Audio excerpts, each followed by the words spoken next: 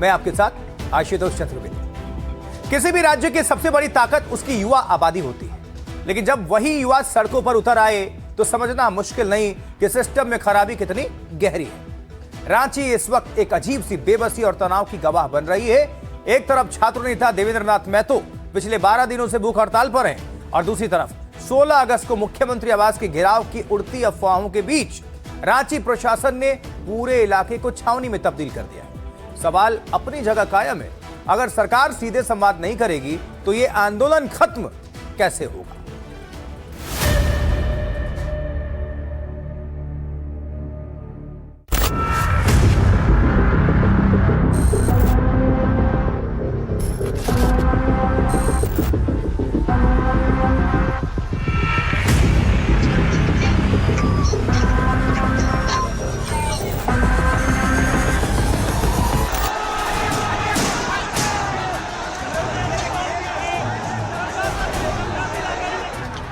दिन 6 दौर की बातचीत और नतीजा शून्य।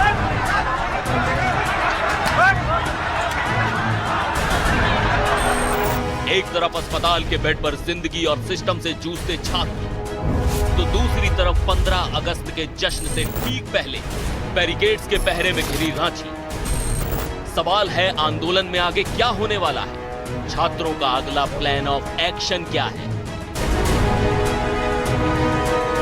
15 अगस्त इंडिपेंडेंस डे के दिन जहां सभी कोई खुशियां मना रहा हो, ऐसे समय में अगर आपके राज्य के हजारों छात्र जो सो सड़कों पे ये बोल के खड़ा है, धरना प्रदर्शन के जो सो यहाँ की सरकार जो सो छात्र के मुद्दों पर गंभीर नहीं है, उनके हक और अधिकार के लिए गंभीर नहीं, तो एक गलत मैसेज जाएगा पूरा देश में। मतलब ठीक है कि धरना प्रदर्शन तो होते रहती है, 12वां आप देखिएगा खुटे मैदान में लोग जो सो बैठल है, लेकिन ये धरना प्रदर्शन कुछ खास है, कुछ स्पेशल है। यहाँ जो सो छात्र नौजवान है, यहाँ भूखे प्यासे है, किसी तरह जो सो कहीं से कुछ भी खाना पीना मिल जाता है, खाता है। और यहाँ जो सो आप देखिएगा कि हजारों छात्र रोज यहाँ आ रहे हैं। इसको आप दरकिनार नहीं कीजिए।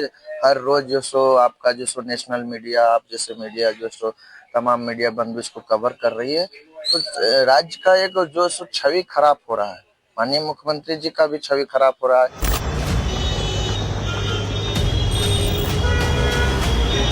यानी छात्र अब भी चाहते हैं कि सरकार से सीधा संवाद स्थापित हो, संवाद की प्रक्रिया जारी रहे और उनकी मांगों पर संजीदगी से विचार हो। इसे माना जाए, लेकिन जिस वक्त छात्रों की बात माइक में कैद हो रही थी, उसी दौरान रांची में बैरिकेडिंग वाला सिस्टम फिर दिखाई दिया। सुरक्षा घेरा मजबूत होता दिखा, खासकर सीएम हेमंत सोरेन के घर के बाहर सिक्योरिटी बीफ अप की गई। बैरिकेड के चलते ट्रैफिक डाइवर्ट किया गया।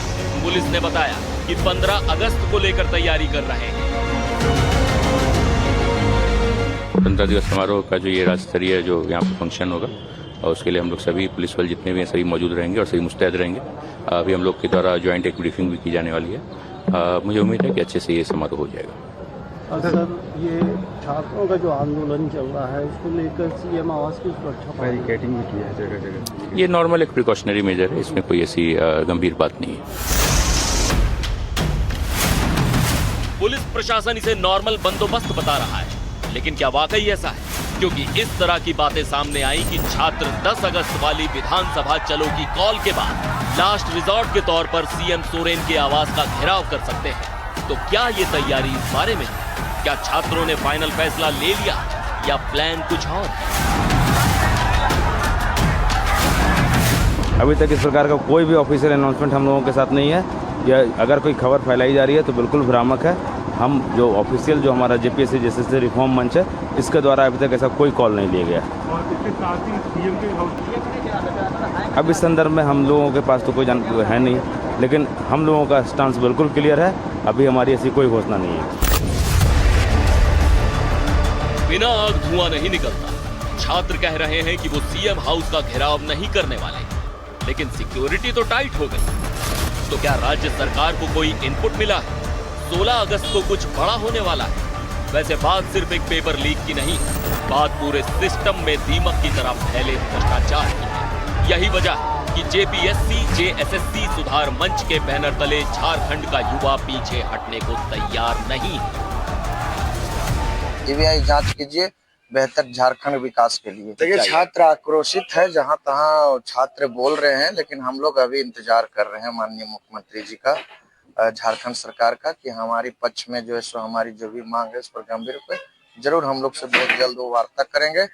16 अगस्त का जो है सो हम लोग का जो सो जेपीएससी जेएसएससी रिफॉर्म्स मंच के द्वारा अभी ऑफिशियल अनाउंसमेंट नहीं हुआ है। स्वतंत्रता दिवस से ठीक पहले रांची का माहौल बेहद संवेदनशील है। 10 अगस्त को विधानसभा घेराव के बाद हुए बवाल, लाठीचार्ज और 14 पुलिस कर्मियों के घायल होने के बाद प्रशासन बेहद सख्त है। पुलिस ने 300 अज्ञात लोगों के खिलाफ केस दर्ज किया है और सीसीटीवी खंगाले जा रहे हैं। लेकिन सुरक्षा के नाम पर आम जनता को बंधक बना देने की इस नीति पर अब राजनीति भी गर्मा गई। अगर आप साफ सुथरा है तो आपको जेपीसी और सीजीआईडी में क्या आपत्ति है? अगर सरकार की कोई संलिप्तता नहीं है तो सरकार को तत्काल, अन्यथा झारखंड की जनता समझेगी कि दोनों परीक्षा में कहीं न कहीं सरकार के शिस्त बैठेंगे राजनेता 9 का शामिल संलिप्तता कहीं न कहीं है।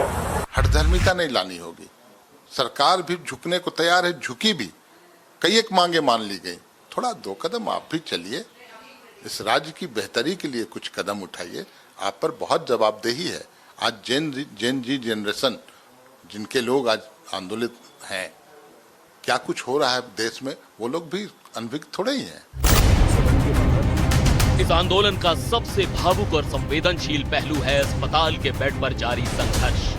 12 दिनों से अनशन पर बैठे जेएलकेएम नेता देवेंद्र नाथ महतो की तबीयत बिगड़ने के बाद उन्हें सदर अस्पताल में भर्ती कराया गया है। जो स्टेडियम में भूख हड़ताल पर हैं, उनका मेडिकल चेकअप भी हो रहा है। लेकिन छात्रों का आरोप है कि प्रशासन उनके हेल्थ अपडेट्स को छिपा रहा है और किसी को उनसे मिलने नहीं दे रहा। We want action. और हमारे अगुआ हैं देवेंद्र नाथ महतो जी, और उनको कस्टडी में ले लिया गया है। वो हॉस्पिटल में है, उनकी तबीयत बिल्कुल ठीक है, उनकी रिपोर्ट बिल्कुल ठीक है। वो बोल रहे हैं हमें किसी तरह का कोई दिक्कत नहीं। अगर